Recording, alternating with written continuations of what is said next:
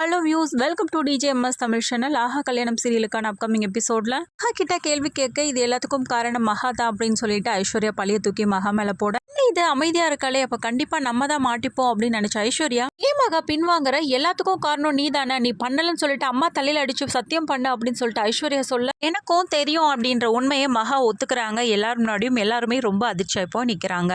சித்ரா தேவியும் பாத்தீங்களா, இப்பவாவது ஒழுங்கா புரியுதா, இவளோட சுயரூபம் என்னன்னு தெரியுதா, எனக்கு தெரியும் அம்மாவுக்கும் உண்மை தெரிஞ்சு எல்லாரும் மொத்தமா சேர்ந்து கூட நாடகம் ஆடி இருந்திருக்கலாம், ஏற்கனவே நாடகம் ஆடின குடும்பம் தானே அப்படின்னு சொல்லிட்டு கோடீஸ்வரியும் சேர்த்து பழி சுமத்துறாங்க. உடனே மகாவுக்கு கோபம் வருது. இதை பத்தின எந்த உண்மையும் அம்மாவுக்கு தெரியாது அப்படின்னு சொல்லிட்டு மகா சொல்ல, உடனே சித்ரா தேவி யாரும் இந்த விஷயத்துல தலையிடவே கூடாது, இப்ப நான் முடிவு பண்றதுதான், இந்த ஐஸ்வர்யா அந்த வீட்டுல இருக்கவே கூடாது அப்படின்னு சித்ரா தேவி ஒரு பக்கம் சொல்ல, ராஜலட்சுமி அவ மட்டும் எதுக்கு இருக்கணும், மகாவும் இந்த வீட்டை விட்டு அனுப்பிடலாம் அப்படின்னு சொல்றாங்க.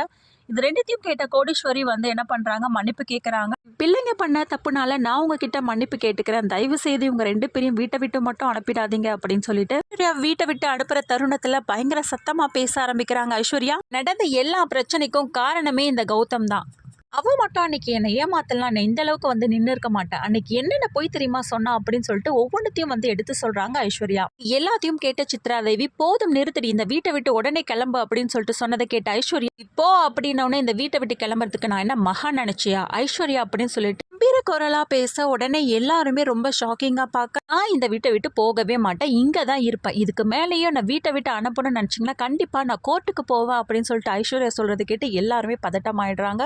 ஐஸ்வர்யாவை பார்த்து சில கேள்விகள் கேட்கறாங்க. அதுக்கப்புறம் தாத்தா பாட்டி எல்லாரும் ஒவ்வொருத்தரா கிளம்ப ரூமுக்கு போன ஐஸ்வர்யாவை பல்லால்னு அரைகிறாங்க கன்னத்துல. மகா ரெண்டு பேருக்கும் உள்ள பிரச்சனையை தீர்த்ததுக்கு அப்புறமா மகா கேட்கறாங்க, என்ன சொன்னா கோர்ட்ல எழுப்பியாக்கா, உனக்கு வர வேலையே இல்லையா, உனக்கு இதை சொல்ல அசிங்கமா இல்ல, இந்த குடும்பம் உனக்காக என்னென்னலாம் பண்ணிருக்கு, எப்படி நீ இப்படி எல்லாம் பேசுற அப்படின்னு சொல்லிட்டு, மேலேயும் நீ வேற ஏதாவது பண்ற மாதிரி இருந்துச்சுன்னா நான் அக்கான்னு கூட பார்க்க மாட்டேன் அப்படின்னு சவால் விட்டுட்டு அங்கிருந்து கிளம்ப, இன்னொரு பக்கம் ராஜலட்சுமி தன்னோட வீட்டுக்கார்கிட்ட சொல்றாங்க, இப்பவாவது புரியுதா அந்த மகா பத்தி அப்படின்னு சொல்லி.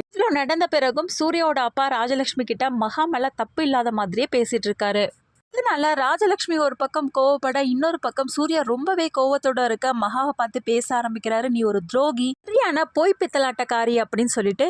மேலும் சூர்யா மகாவை பார்த்து பயங்கரமான வார்த்தையினால திட்டுறதுனால, போதும் நிறுத்துங்க, உங்களுக்கு போய் பேசவே தெரியாதா இல்ல நடிக்கவே தெரியாதா அப்படின்னு கேள்வி கேட்க, நான் என்ன பண்ணேன் அப்படின்னு சொல்லிட்டு சூர்யாவும் கேட்க, என் தாத்தா சொன்ன ஒரே வார்த்தைக்காக நீங்க என் மேல அன்பா இருக்க மாதிரி நடிக்கிறியா, அது பொய் இல்லையா அப்படின்னு சொல்லிட்டு கேள்வி கேட்க, நீங்க பொய்யே பேசினா அது நல்லது, நான் பொய் பேசினா அது தப்பா அப்படின்னு சொல்லிட்டு நியாயப்படுத்த, மட்டும் இல்லாம அந்த கௌதம் எங்க அக்காவை ஏமாத்தனா, நான் வேணுட்டு எல்லாம் ஏமாத்தல, நிறுத்து, நான் தான் பொய் பேசினேன், இப்ப என்னன்ற அப்படின்னு சொல்லிட்டு சூர்யாவும் கேட்க, பக்கம் இருக்க நியாயத்தை மகா புரிய வைக்க பாக்குறாங்க.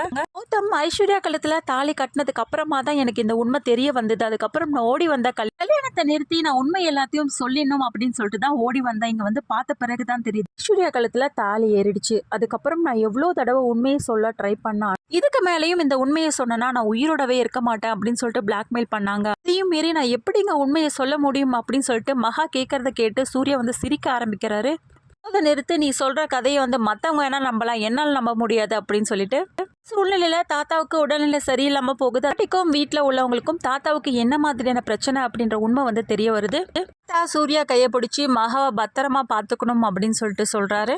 அப்புறம் எப்படி சூர்யா மகாவை ஏத்துக்கிறாரா, இது எல்லாமே டிவிக்கு முன்னாடியே பார்த்து தெரிஞ்சுக்கலாம். அதுக்கு மறக்காம நம்மளோட சேனலை வந்து சப்ஸ்கிரைப் பண்ணிக்கோங்க, கூடவே இருக்க அந்த பெல் ஐக்கனும் கிளிக் பண்ணிடுங்க, அப்பதான் நான் போடுற அடுத்தடுத்த வீடியோஸ் உங்களுக்கு நோட்டிஃபிகேஷன்ல வரும். ஓகே வியூவர்ஸ், தேங்க்ஸ் ஃபார் வாட்சிங் திஸ் வீடியோ.